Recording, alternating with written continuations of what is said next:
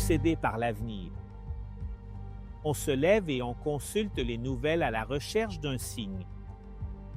Guerre, crise économique, pandémie, catastrophe naturelle. Tout semble crier que quelque chose de gros s'en vient. Les scientifiques conçoivent des algorithmes pour prédire la trajectoire de la planète. Les gouvernements se réunissent lors de sommets mondiaux pour essayer de trouver des réponses. Des millions de personnes consomment des théories du complot, des horoscopes ou des prédictions d'intelligence artificielle. Tout le monde cherche une clé pour pouvoir décoder ce qui s'en vient. Mais la vérité dérange. Personne n'a le contrôle. Les promesses politiques s'effondrent, les systèmes financiers vacillent et le cœur humain reste vide, pris entre la peur et l'incertitude.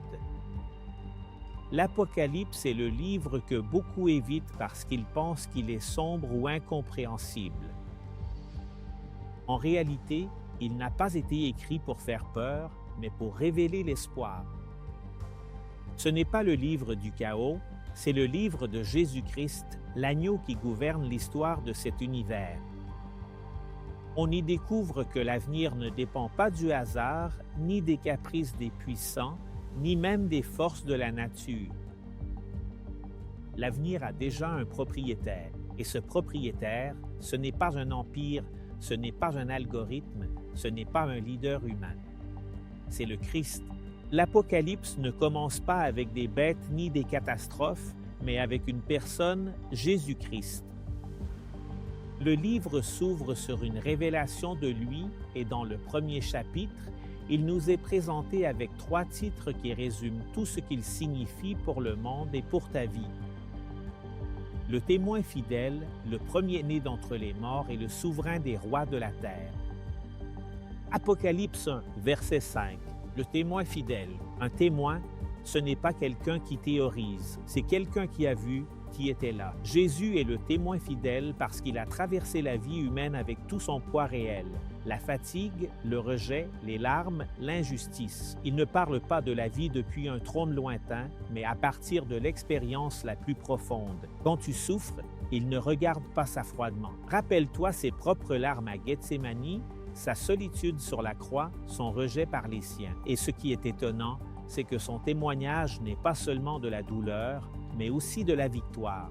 Ce qu'il déclare est vrai parce qu'il l'a vécu et qu'il l'a vaincu.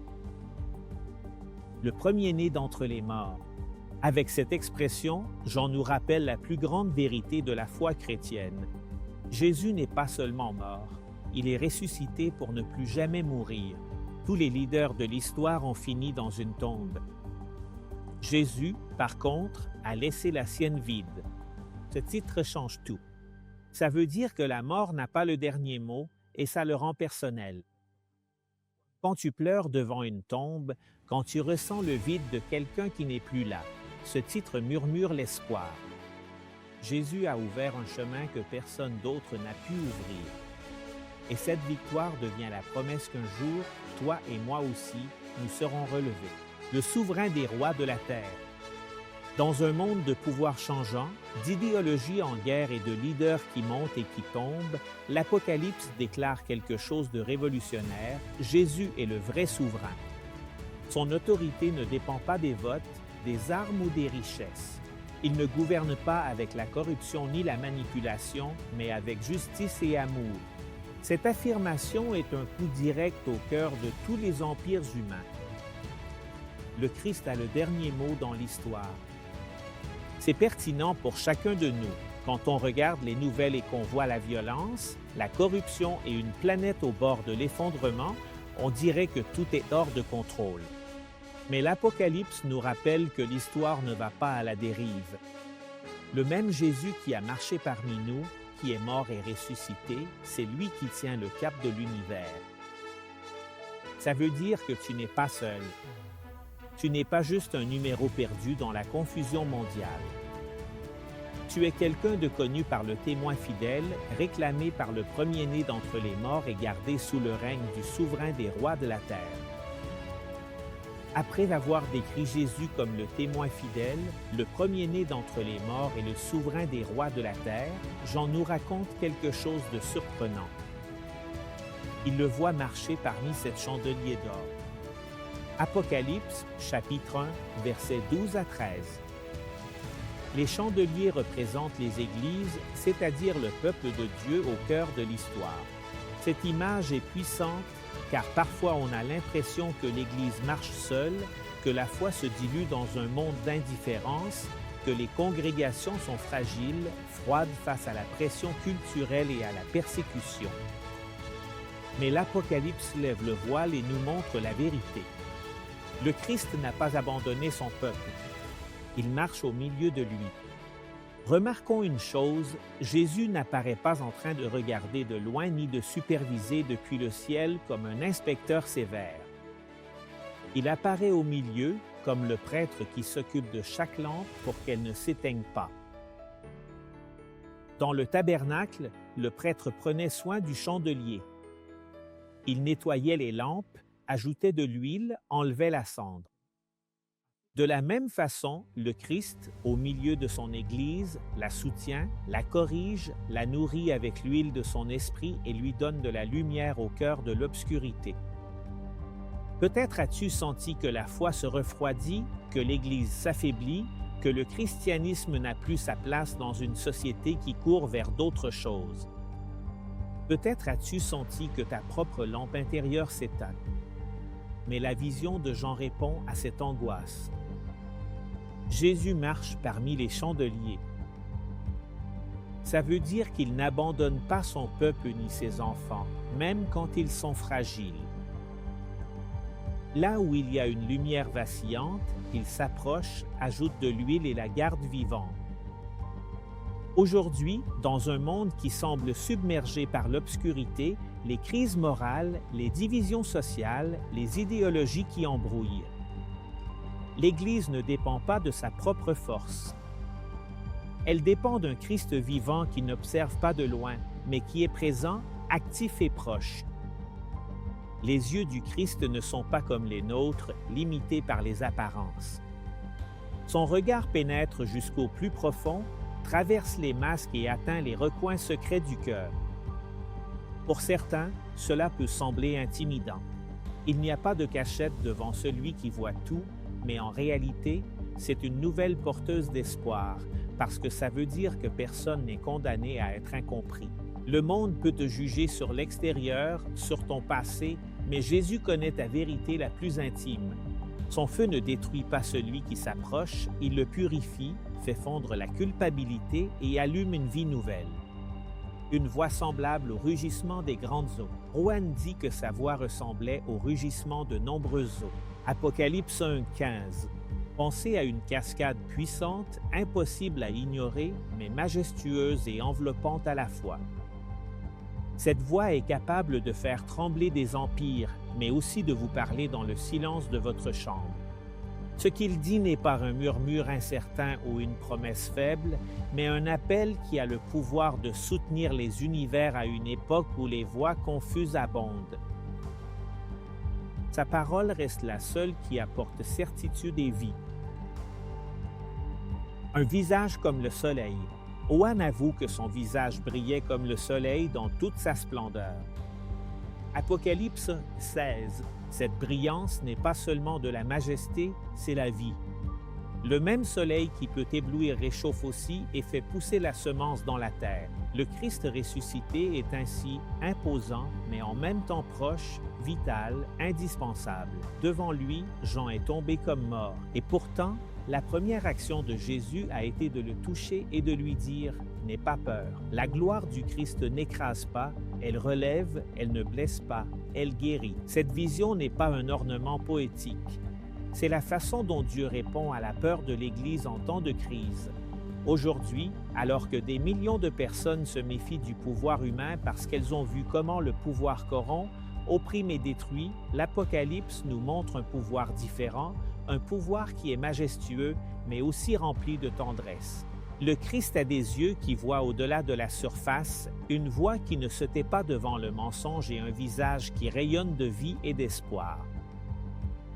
Il y a quelques années, une université médicale prestigieuse a mené une expérience pour mesurer les limites du stress humain. Pour cela, ils ont décidé d'utiliser des agneaux pour leur recherche. Ils ont placé un agneau dans un enclos fermé, sans possibilité de voir à l'extérieur, mais à l'intérieur de l'enclos, ils ont installé 14 stations d'alimentation. Mais il y avait un piège. Chaque fois que l'agneau essayait de manger à une station, il recevait une décharge électrique. Imagine sa confusion. Anxieux, il courait d'un endroit à l'autre, mais chaque fois qu'il trouvait une nouvelle station et commençait à manger, une autre décharge arrivait, encore et encore. Toutes les stations se sont avérées être des pièges. L'agneau n'en pouvait plus. Tremblant de stress et d'épuisement, il s'est effondré au sol. Son cœur n'a pas supporté la charge et il est mort. Mais les chercheurs ne se sont pas arrêtés là. Ils ont répété l'expérience avec le jumeau de l'agneau, mais cette fois, il y avait une différence cruciale. La mère de l'agneau était avec lui dans l'enclos. Le petit agneau est arrivé à la première station de nourriture. Il a commencé à manger calmement, mais alors les chercheurs lui ont donné une décharge électrique. Qu'a fait l'agneau? Il a levé la tête, a regardé sa mère et a alors dit ceci. La mère l'a regardé et lui a répondu de la même façon. L'agneau n'a pas pris la fuite ni ne s'est affolé. Il a simplement baissé la tête et a continué à manger. Les chercheurs n'en revenaient pas. Qu'est-ce qui se passe ici? Ils se sont posé la question. Ils ont décidé d'essayer encore une fois. Une autre décharge électrique et l'agneau a de nouveau regardé sa mère et a répété « oui ». Et une fois de plus, la mère a répondu. L'agneau a continué à manger comme si de rien n'était. Les chercheurs, confus, ont répété l'expérience. Une autre décharge. Et alors, le petit agneau s'est approché de sa mère et elle lui a chuchoté quelque chose à l'oreille. Tu sais ce qui était curieux? Les chercheurs n'ont pas réussi à déchiffrer ce que la mère lui a dit. Mais il s'est passé quelque chose parce que l'agneau est retourné tranquillement à la station où il avait reçu la décharge et il a continué à manger. Quelle a été la différence? Le premier agneau n'avait nulle part où aller, personne pour lui offrir de la sécurité. Mais cet agneau-là, oui. Est-ce que tu t'es déjà senti comme ce premier agneau, épuisé, sans issue, avec le poids du monde sur les épaules, cherchant désespérément un refuge? La vie nous envoie des décharges d'anxiété, de soucis et de culpabilité. Et il y a des moments où on se demande, qui peut porter tout ça? Qui va nous soulager quand tout semble s'écrouler, quand la tempête de la vie frappe fort? On cherche des réponses désespérément. On se lance dans le travail, dans les relations, dans les plaisirs qui promettent un soulagement rapide. Mais au final, qu'est-ce qu'on trouve? Plus de questions, plus de vide. La vérité, c'est qu'on fait tous face à des tempêtes, mais on n'est pas seul. Il y a quelqu'un prêt à porter nos fardeaux et à nous offrir un refuge sûr. La bonne nouvelle, c'est qu'il existe un endroit où la paix est authentique, où le soulagement n'est pas passager, mais ce n'est pas dans les choses matérielles ni dans les solutions instantanées. Ce refuge se trouve dans quelque chose de bien plus profond. C'est un endroit où les soucis s'apaisent, où les fardeaux s'allègent et où le cœur trouve du repos. C'est un réconfort qui ne dépend pas des circonstances, mais de quelque chose d'éternel. Dans la Bible, Dieu ne se présente pas comme quelqu'un de distant ou d'indifférent. Au contraire, il est un compagnon constant prêt à porter nos soucis et à nous offrir du réconfort. Tu te sens dépassé, dépassé? Dieu t'invite à t'approcher de lui, à lui confier tout ce qui pèse sur ton cœur. Il promet quelque chose que personne d'autre ne peut t'offrir, une paix qui dépasse tout ce qu'on peut comprendre. Une force qui te soutient même dans les moments les plus sombres. Tu n'as pas à affronter les tempêtes de la vie tout seul. En Dieu, tu peux trouver un refuge sûr, un endroit où tes préoccupations sont entendues et tes fardeaux allégés. Quand tout semble être le chaos, il est à paix. Et plus encore, Jésus est le souverain des nations. Il règne avec justice, amour et puissance. Dans un monde rempli d'incertitudes, on peut avoir confiance que son règne est parfait et que son dessein pour nous est toujours bon. Avec lui, il n'y a pas seulement de l'espoir, il y a la victoire. Par sa vie, son sacrifice sur la croix et sa glorieuse résurrection, il a prouvé que le mal n'a pas le dernier mot. Sa victoire sur Satan n'est pas seulement un fait du passé, c'est une source d'espoir et de force pour toi aujourd'hui. Tu te sens vaincu ou prise au piège au milieu des luttes? Rappelle-toi ceci, Jésus a déjà vaincu. Sa victoire t'appartient et c'est la raison pour laquelle tu peux vivre avec espoir, même dans les moments les plus sombres. Avec lui, nous sommes plus que vainqueurs. Chaque fois que tu te sens perdu, fatigué, sans force, souviens-toi que Jésus est là, en train de travailler en ta faveur. Tu n'es pas seul ni seul. Il écoute, il répond et il marche avec toi à chaque étape de ta vie. Avec lui, nous avons un accès direct au trône de la grâce et de la miséricorde. On décrit un moment incroyable. Jésus montant au ciel après avoir accompli sa mission sur terre, mais son ascension n'a pas été un adieu. Ça a été le début d'une œuvre qui continue de transformer nos vies aujourd'hui. Et aujourd'hui, plus que jamais, on a besoin de regarder vers cet agneau, vers ce roi, dans un monde rempli de questions et de confusion. Il nous offre de la clarté. Dans un monde de douleur et de souffrance, il offre du réconfort. Dans un monde de lutte constante, il nous assure la victoire. L'invitation est lancée. Viens et suis le seul qui a vaincu la mort, le seul qui a vaincu le mal. Il est le chemin, la vérité et la vie. Ce qui est surprenant, c'est que cet agneau n'est pas vaincu. Il se tient debout et tout autour de lui les cieux chantent. Tu es digne de prendre le livre et d'en ouvrir les sceaux, car tu as été créé, et par ton sang tu as racheté pour Dieu des hommes de toute tribu, de toute langue, de tout peuple et de toute nation. Apocalypse 5:9. L'agneau est digne parce qu'il a donné sa vie et cette victoire n'est pas limitée. Il a brisé les barrières de race, de langue et de nation. L'Apocalypse nous montre que l'agneau unit une humanité fragmentée sous un seul royaume. Dès lors, l'agneau devient le protagoniste du livre. C'est lui qui ouvre les sceaux de l'histoire. Il est le berger qui guide son peuple vers les sources d'eau vive. Apocalypse 7:17. Il est l'époux qui rejoint son Église au mariage de l'agneau. Apocalypse 19:7. Il est la lampe de la Nouvelle Jérusalem dont la lumière ne s'éteint jamais. Apocalypse 21:23. L'Apocalypse entière pourrait se résumer en une phrase « À l'histoire appartient à l'agneau immolé qui règne pour toujours ». Le monde attend encore des lions, des leaders forts, des systèmes de pouvoir, des idéologies qui promettent le contrôle. Mais l'Apocalypse nous dit que le véritable centre de l'univers n'est ni un empire ni un tyran, mais un agneau blessé qui règne par son sacrifice. C'est profondément actuel, car beaucoup aujourd'hui se sentent écrasés par la violence, les injustices et les abus de pouvoir. La vision de l'agneau révèle que la véritable victoire ne réside pas dans la reproduction de la logique de la force, mais dans l'amour qui se donne et qui vainc le mal de l'intérieur.